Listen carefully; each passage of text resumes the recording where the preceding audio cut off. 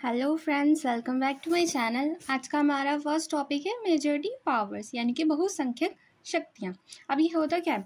In company law majority share holders have the power to control decision through voting. However this power must not be misused against minority interest. यानी कि company कानून में बहुसंख्यक share को मतदान के माध्यम से निर्णय लेने की शक्ति होती है, लेकिन इसका जो दुरुपयोग है वो अल्पसंख्यक के खिलाफ नहीं करना चाहिए। इसका मतलब क्या होता है? कौन होते हैं majority? Majority rule is applied in corporate governance, यानी कि जो कॉर्पोरेट प्रशासन है, यानी कि जो कंपनी वगैरह हैं, उन सब में ये बहुसंख्यक नियम लागू होता है। Share holders with more than 50% votes can pass ordinary resolutions। जिनके पास 50% से अधिक वोट होते हैं वे सामान्य प्रस्ताव पारित कर सकते हैं, यानी कि वो मेजॉरिटी हो जाती है। जहाँ पे आपके 50% से ज़्यादा वोट्स आपके अगर एक तरफ हैं तो वो आपकी मेजॉरिटी कहलाती है और दूसरी साइड आपकी माइनॉरिटी कहलाएगी।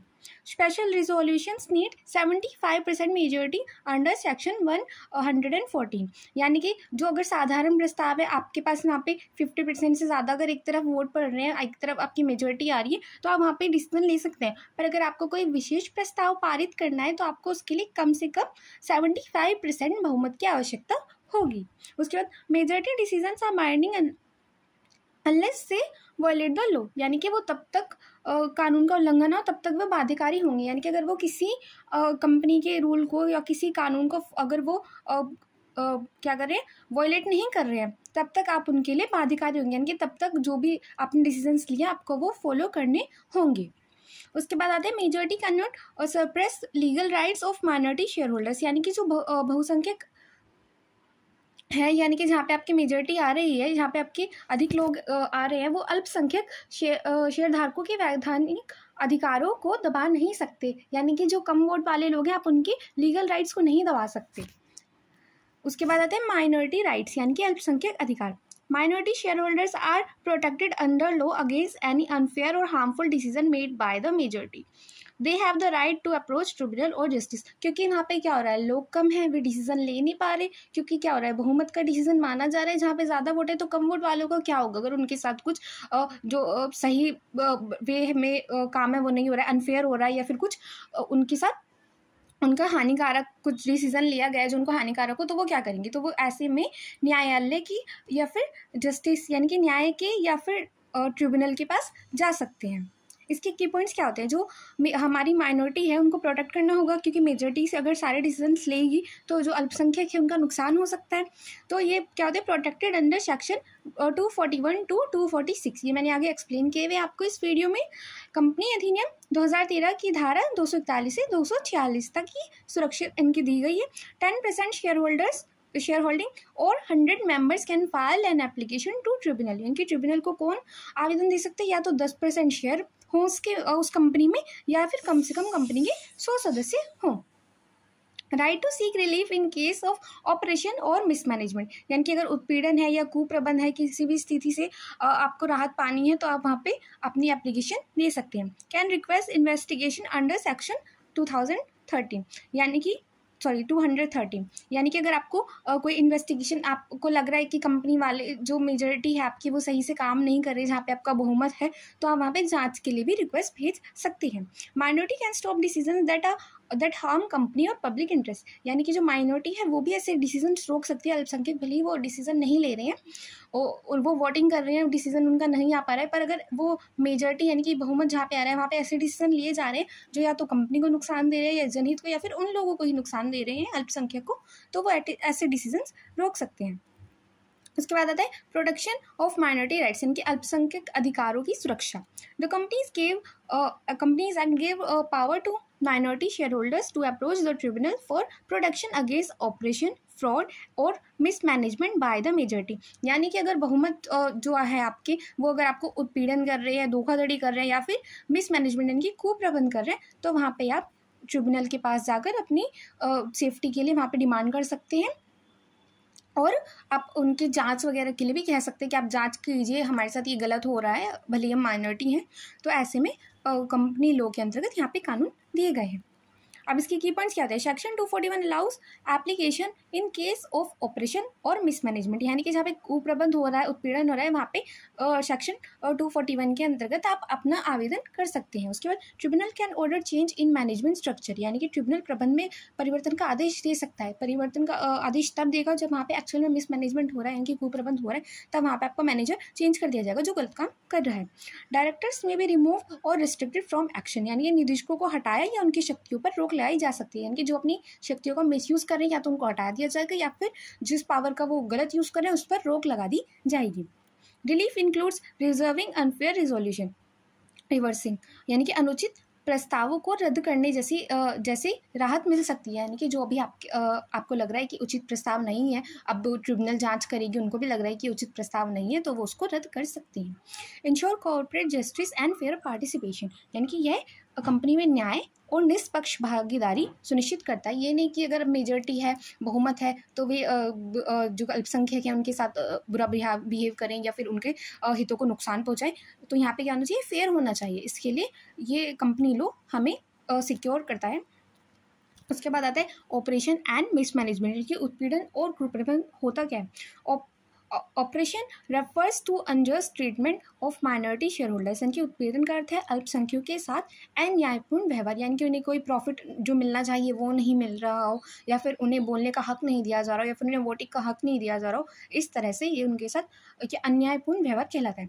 Mismanagement is when the company is run carelessly और फ्रॉडेंटली, यानी कि कुप्रबंधन तब होता है जब कंपनी को लापरवाही से या धोखे से चलाया जाता है। यानी कि जो उत्पीड़न है वो हमारे शेयर होल्डर से रिलेटेड होता है और जो मिसमैनेजमेंट है वो हमारी कंपनी से रिलेटेड होता है। अब इसके लिए इन्हें रोकने के लिए क्या कानून है? The company act 2013 provides specific legal remedies under section 241 to 246 to protect minority shareholders and ensure ethical company management. If the affair of the company are oppressive and or mismanagement, affected members can file a petition with the National Company Law Tribunal, यानी कि अगर वो आपके जो बहुमत वाले लोग हैं, जो आपके बहुसंख्यक हैं, वो अगर अल्पसंख्यकों के साथ कुछ गलत कर रहे हैं, मिसबिहेव कर रहे हैं, मिसमैनेजमेंट चल रहा है कंपनी में, या फिर वहाँ पे आपका ऑपरेशन आपके साथ क्या कहते हैं उत्पीड़न किया जा रहा है, तो आप अपनी याचिका दायर कर सकते हैं कहाँ पे? NCLT के पास, यानी कि राष्ट्रीय कंपनी विधि न्यायाधिकरण के पास। और ये आप कब कर सकते हैं? आप 241 से 246 धारा का पालन करते हुए कर सकते हैं। अब ये हैं क्या धाराएं? अब सेक्शन 241 कहता है members can file complain of operation और मिसमैनेजमेंट, यानी कि जो सदस्य हैं वो उत्पीड़न या कुप्रबंध होने पर अपनी शिकायत दर्ज करा सकते हैं। अब 241 बताता है हमें कि ट्रिब्यूनल में issue orders to regulate company affairs, यानी कि जो ट्रिब्यूनल है वो कंपनी के कार्यों को नियंत्रित करने के आदेश दे सकता है। 243 कहता है restricts return of remove directors in future boards, यानी कि हटाए गए निदेशकों की पुनः नियुक्ति पर भी रोक लगाई जा सकती है। जो कुप्रबंध कर रहे हैं या फिर जो अपने अल्पसंख्यक शेयर होल्डर्स का उत्पीड़न कर रहे हैं, उनको अगर अभी आपने हटा दिया है तो आप उनकी पुनः नियुक्ति पर भी रोक लगा सकते हैं। उसके बाद 241 के according sets eligibility to apply और लेस देन 10% शेयर होल्डर्स और 100 मेंबर्स, यानी कि जिनका आवेदन की पात्रता कौन निर्धारित करते हैं? या तो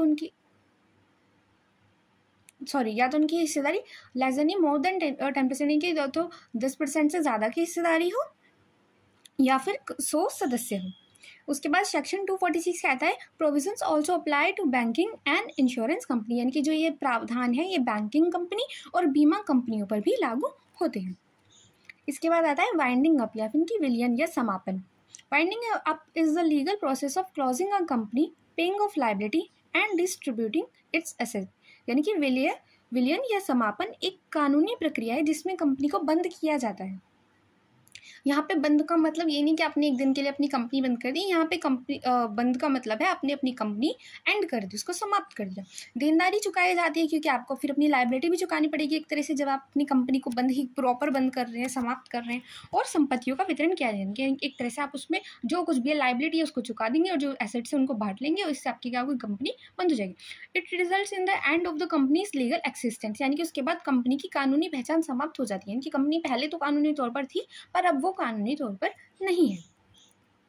इसके प्रकार क्या होते हैं? कंपल्सरी वाइंडिंग अप, यानी कि कब अनिवार्य हो जाता है आपको कंपनी का समापन करना या विलयन करना? जब आपकी ट्रिब्यूनल आदेश देती है सेक्शन 271 के अंतर्गत।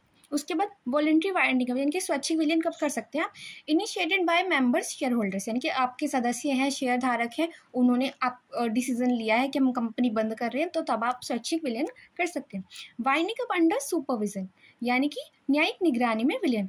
Started voluntary but continued under courts monitoring, यानी कि स्वैच्छिक रूप से आपने अपना डिसीजन लिया है कि आप अपनी कंपनी बंद करें, पर आप जो प्रोसेस है वो न्यायालय की निगरानी में करवा रहे हैं।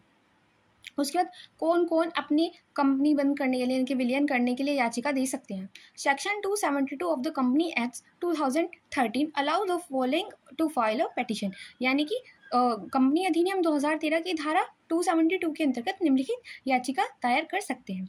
कौन? सबसे पहले कंपनी खुद से याचिका दायर कर सकते हैं कि हम कंपनी, क्योंकि एक लीगल बॉडी मानी जाती है, एक न्यायिक व्यक्ति मानी जाती है, तो वो खुद से भी कंपनी समाप्त करने की याचिका दायर कर सकती है, यानी कि कंपनी की तरफ से उसके अधिकारी जो भी लीगल हैं, जो भी आपके मेमोरेंडम में लिखे गए हैं। उसके बाद शेयर होल्डर्स, यानी कि शेयर धारक हैं।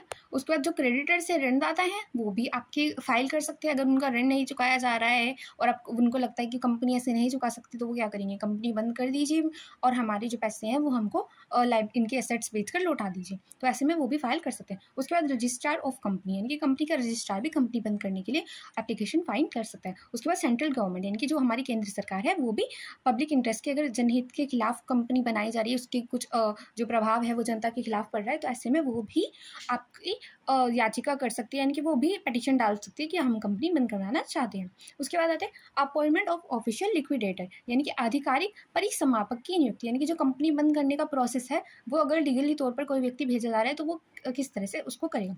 Under section 275 tribunal appoints a liquidator to carry out the winding up process, यानी कि 275 धारा के अंतर्गत ट्रिब्यूनल परिसमापन की प्रक्रिया को पूरा करने के लिए या किसी के परिसमापक नियुक्त करेगी, यानी कि आपको ये पूरा प्रोसेस करना है, आपको ये कंपनी पूरी तरह से बंद करनी है।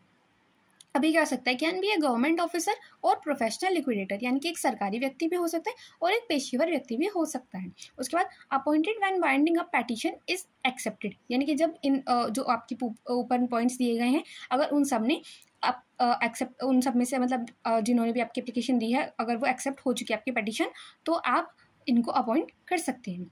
वर्क्स अंडर ट्रिब्यूनल सुपरविजन, यानी कि ये जो व्यक्ति है, ये जो आपका लिक्विडेटर है, वो ट्रिब्यूनल की निगरानी में कार्य करता है। अब इनके ड्यूटीज़ क्या होती है? अगर आपने इनको नियुक्त कर दिया है, take charge of companies assets and record, यानी कि आपको, क्योंकि इन्हें ही कंपनी का समापन करना है, तो ये कंपनी की संपत्तियां और रिकॉर्ड को अपने अधीन कर लेंगे। उसके बाद ये क्या करेंगे? अपने जो कंपनी की एसेट्स हैं उनको बेच देंगे और उससे क्या होगा? जो कंपनी के ऊपर ऋण है उसको चुकाने की पूरी कोशिश करेंगे। उसके बाद maintain proper accounts of transactions, यानी कि लेन देन का उचित हिसाब किताब रखेंगे कि कहाँ पे क्या चीज़ खर्च हुई है, कहाँ से क्या इनकम हुई है। उसके बाद submit regular reports to the tribunal, यानी कि जो भी आपकी रिपोर्ट बनेगी वो नियमित तौर पर आप अपनी ट्रिब्यूनल को भेजेंगे। उसके बाद डिस्ट्रीब्यूट रिमेनिंग फंड्स, अगर कोई फंड है, कोई राशि है, तो वो आप शेयर धारकों के बीच में वितरित करेंगे। कब? जब आपने अपना कंपनी के ऊपर जो भी ऋण था उसको चुका दिया है। उसके बाद भी अगर कोई राशि बच रही है तो वो शेयर धारकों के बीच में बांट दी जाएगी। इसके बाद आता है इसके अंतर्गत महत्वपूर्ण धाराएं क्या होती है वाइंडिंग अप के अंतर्गत। कंपल्सरी वाइंडिंग अप आता है आपका, जो अनिवार्य रूप से कंपनी बंद करना होता है, वो आता है 271 के अंतर्गत। वॉलंटरी वाइंडिंग अप, यानी कि जब सदस्य अपनी इच्छा से बंद कराना चाहते हैं, वहाँ पे आता है आपका 304 के अंतर्गत। उसके बाद पेटिशन कब डाल सकते हैं? 272 के अंतर्गत।